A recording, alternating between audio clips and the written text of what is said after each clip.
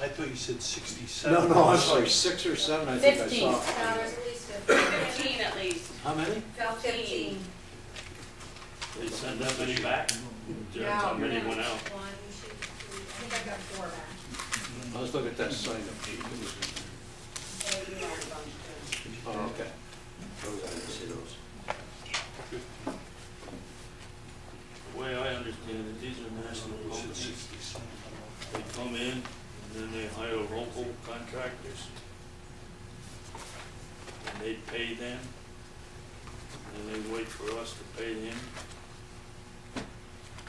But we have to pay them before FEMA pays us.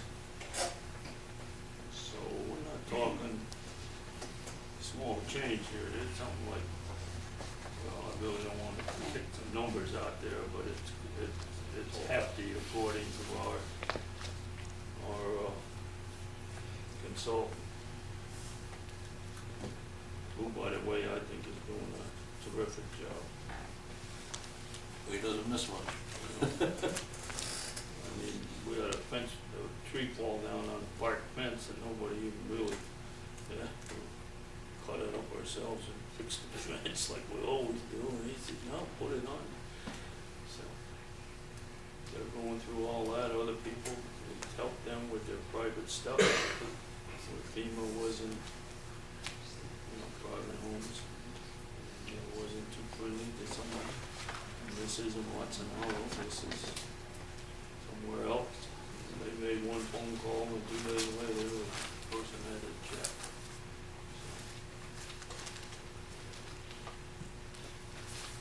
The question is, when we find out how much is our liability? That's my question. We're talking about the bulk of these trees being on state property and DEP property up in Eagle Moose there.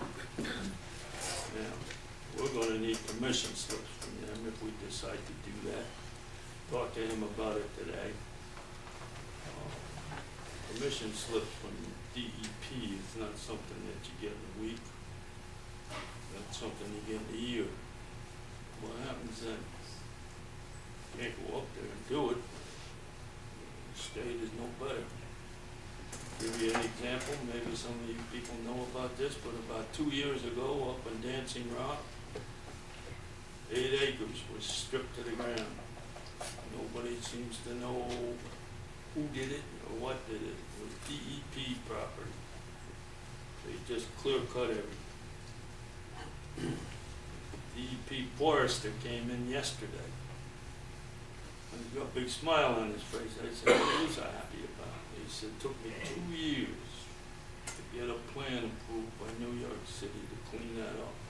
And now I can go bid it out for anybody that wants it. He said, this stuff is probably rotten by now, but so that's 2 years on their own property with their own people.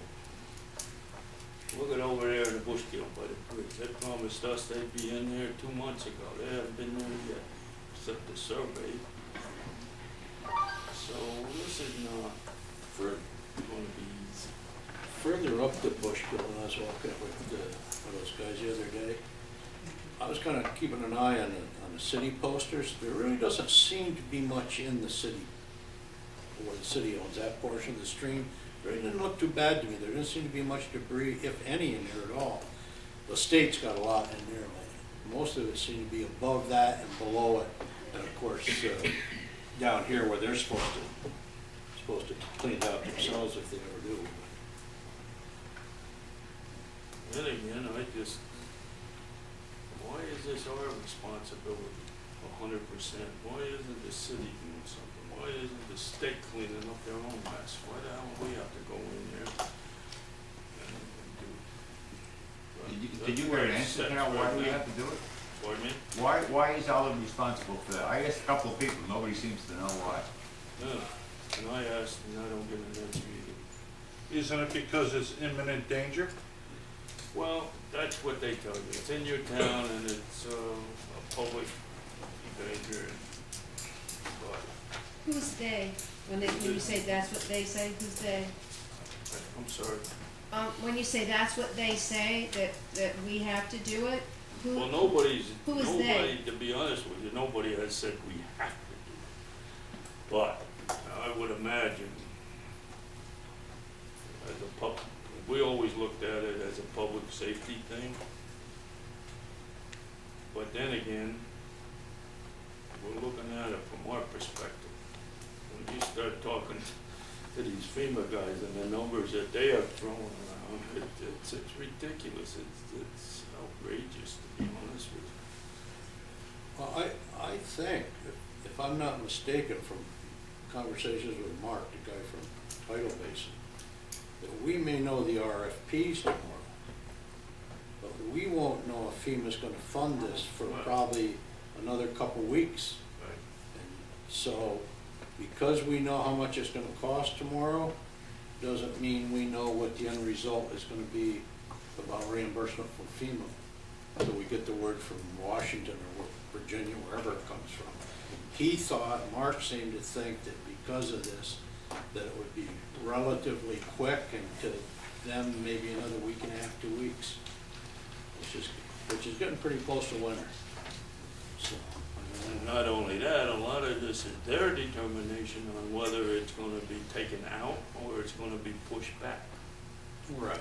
Now, if they come, suppose I'm gonna use myself and I don't have land up there.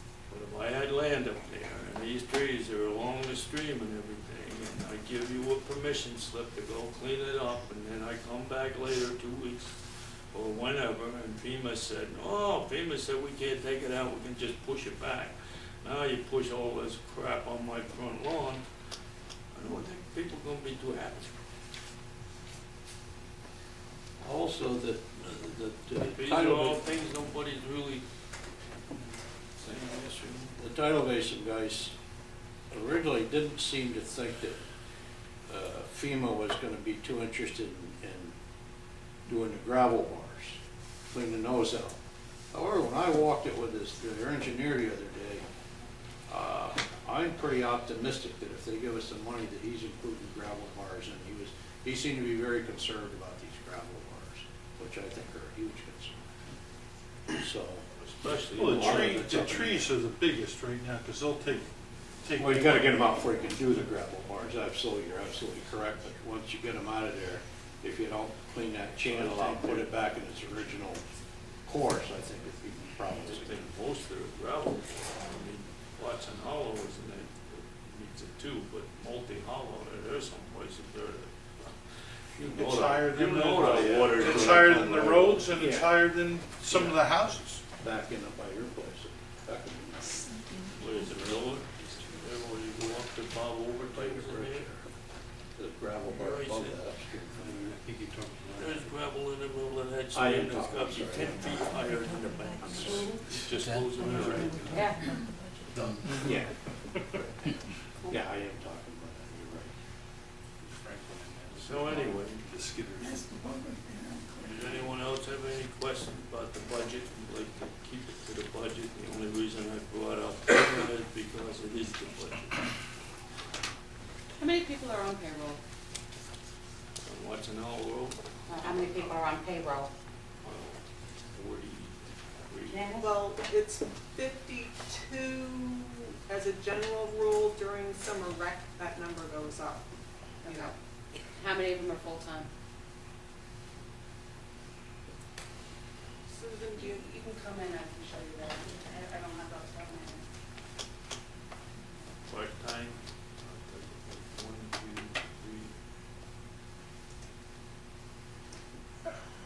3, 4. Not counting parks people. Yeah. And the police? You just call it Yeah, cut- and then part-time there's 8 in employees. them, right? Yeah. So, 15. What we call, what you can call full-time, part-time, regular part-time people What that does the come town regularly. use? What's standard for that? Pardon me? What standard does the town use for that? 20 and below? 30? What's the How standard? much, what is considered, you mean how many hours are considered a full-time position? 21 and above. 21 and above?